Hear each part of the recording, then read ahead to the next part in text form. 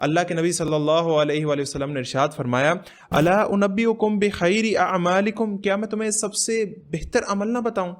وَأَزْكَاهَا عِنْدَ مَلَكِكُمْ، تمہارے اللہ کے ہاں وہ انتہائی پاکیزہ عمل ہے، وَأَرْفَعِهَا فِي دَرَجَاتِكُمْ، وہ انتہائی بلند درجے والا عمل ہے، یعنی تمہارا نامہ اعمال وزنی کر دے گا، وَخَيْرٌ لَكُمْ مِنْ إِنْفَاقِ الذَّهَبِ وَالْوَرِقِ، اور تمہارا سونا چاندی خرچ کرنا، یعنی آج کے دور کے اندر تمہارے ڈالرز خرچ کرنے سے زیادہ افضل عمل ہے۔ اور فرمایا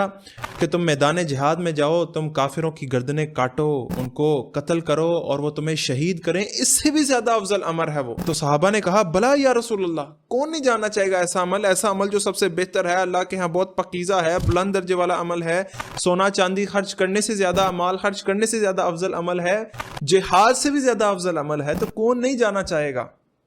تو آپ صلی اللہ علیہ وآلہ وسلم نے چھوٹا سا جواب دیا، صرف 2 الفاظ کہا وہ عمل ہے ذکر اللہ تعالی، وہ اللہ کا ذکر ہے جو اتنا افضل ہے، یہ ساری چیزوں سے زیادہ افضل ہے۔